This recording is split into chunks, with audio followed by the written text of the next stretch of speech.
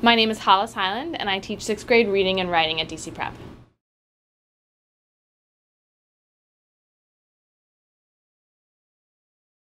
I have 9 years of experience teaching middle school English, and this is my 2nd year at DC Prep.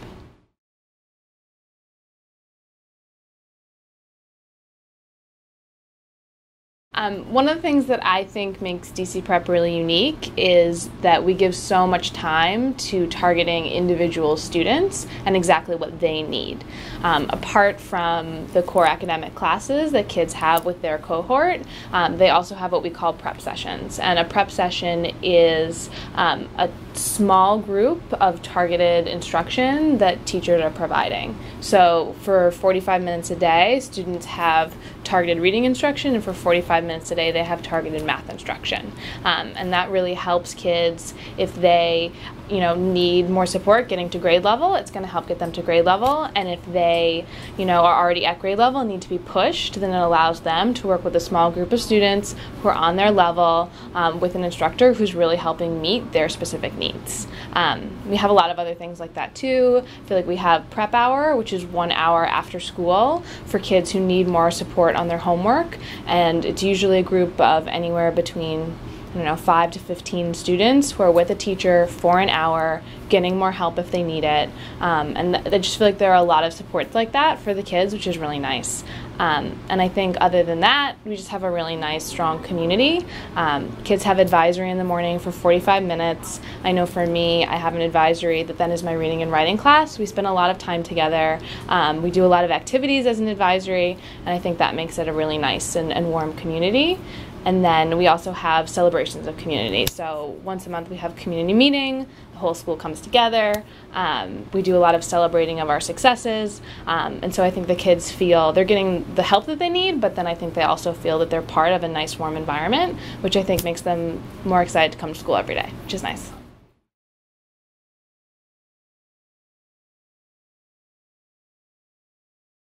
I think that DC Prep really supports teachers to become better in a lots of ways. For me, the biggest one is the amount of observation and feedback that I receive. I have a lot of people who are in my classroom a lot. My principal is there, the heads of my department are there. In years that I've had a coach, all new teachers have a coach for their entire year. Then my coach is in there once a week. And so I have a lot of people who are watching me during all parts of my lesson and really making sure that my instruction is most effective and that I'm improving to really help the students improve. And there are times when I'm even getting feedback that I can implement the next day to make my lessons a lot better. And so that's something that's been really, really good and beneficial for me. Beyond that, I think that there's just a lot of components to professional development here. We have department meetings once a week. We meet with our grade level teams once a week, and it gives us time to really talk about students who need a little bit more from us, to plan incentives for the kids, and I think that meeting time is something that we use really, really effectively here.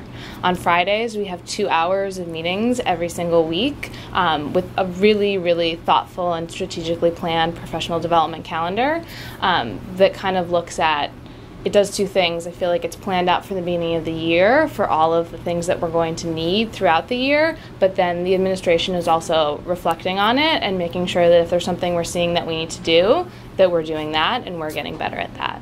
And then I think in similar ways to the positive community we try to build for the kids, I think the administration builds that for us as adults, and I think that kind of helps trickle down to the kids and create a really positive working environment for us, which I think is really, really nice too.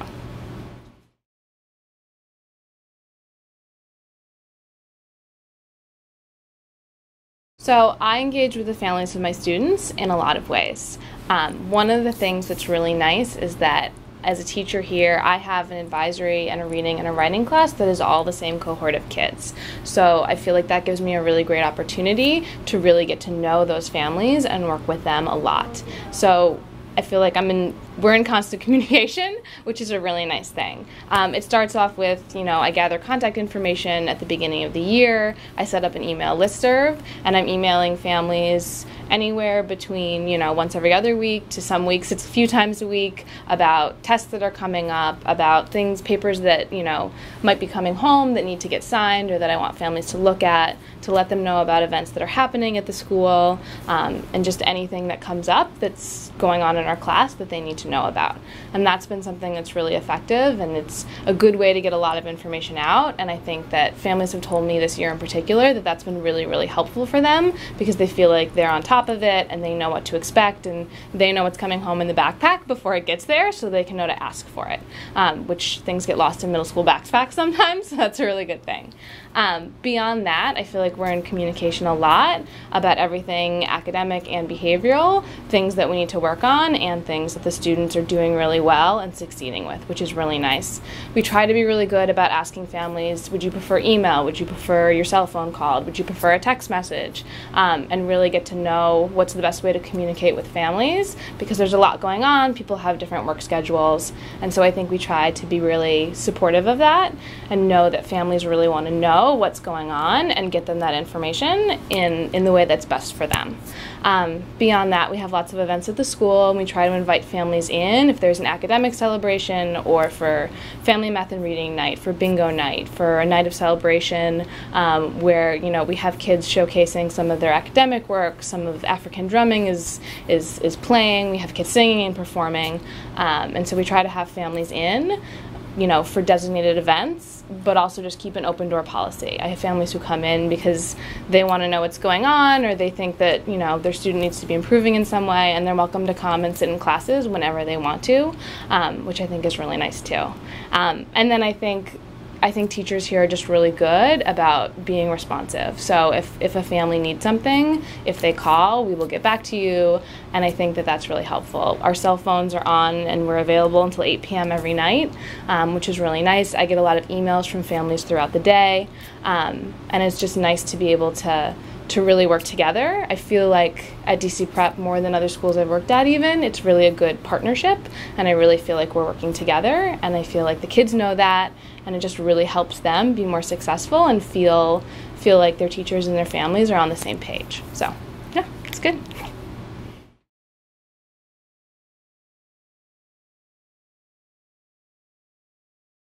So my name is Cara Piccirilli. I teach at DC Prep, Edgewood Middle Campus, and I teach 6th grade math. I also lead a homeroom, and I teach 2 intervention math classes as well.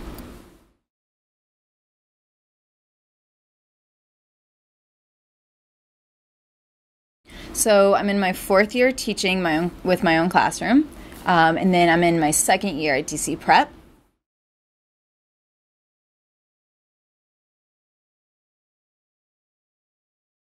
Some of the characteristics of the school that make it unique are some of the reasons why I came to DC Prep. For example, a characteristic of DC Prep is its culture, and its culture really is founded in personal responsibility of the students, and it's very attractive because it's really getting the students ready for selective high schools as well as college, because we really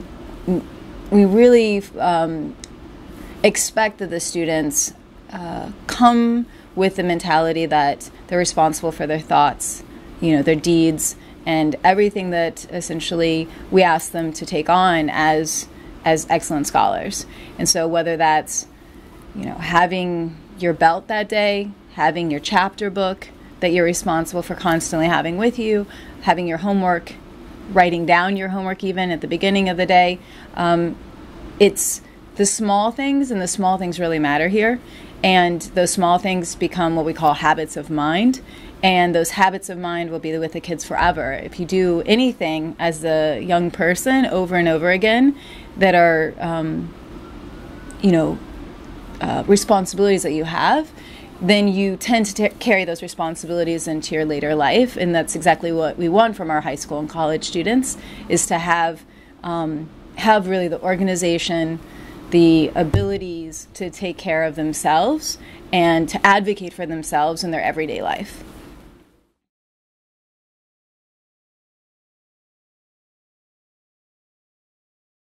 Our school leadership supports us in being teachers. Well, one of the ways that they do is by backward planning for us as teachers, much in the same way that we backward plan for our students. For example, our administrators are always thinking months in advance, and the things that they're thinking about is how are our teachers going to implement the next or even the next unit for our students at every grade level that we have here at DC Prep. How are they going to make sure that their assessments are rigorous enough? How do we help them through professional development to know what does the rigor of a question look like, or how to implement a certain lesson in such a way that it really engages all students and really makes sure that the students are doing the heavy lifting themselves, and that the teachers are planning for that heavy lifting being done by students. So just as they're planning forward for us, we plan for our students, and so there's kind of a parallel process in that. We plan, units and assessments for our kids, and we're constantly thinking forward, where do we need the student to be,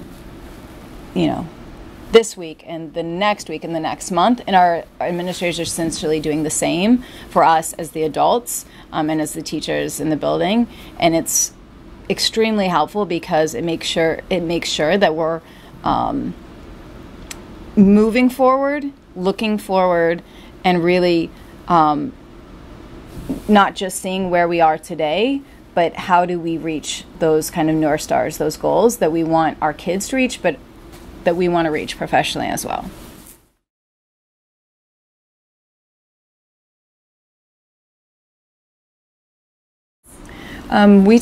We engage with the families of our students in various ways. We tend to make a lot of phone calls. We even text and email with families according to their needs and what communication methods are best for them. We tend to engage on the whole student, which is what I really also love about this school. It's an important characteristic of this school is we don't just talk about the students as scholars, we talk about them as people. For example, today even I have a meeting with a parent at 5 o'clock today. They're coming from work, we're coming from the end of our day, and we're going to talk about how to support this person's child moving forward, knowing that there are some social-emotional issues, but also academic issues that are kind of a result of having trouble just kind of even showing up for their everyday classes. And, whenever we see changes in kids, whenever we notice that something's a little off, we really make sure that the parent is notified and on board with us so that we can create kind of almost like a little sanctuary together around the child and make sure that the student feels supported by all the adults in their life, and we come together as a community around the child and say, how can we as family, as school, really kind of hold you in what you're experiencing right now. Because I teach 6th grade. 6th grade is a very rough year developmentally, and kids really do need that kind of support from family and teachers just to know they're all right, that all the changes that are going on in their life as new middle school, these new level of middle school student is, that we're there for them, really. And so we keep in very constant and close communication with our families to make sure that those students find success moving forward.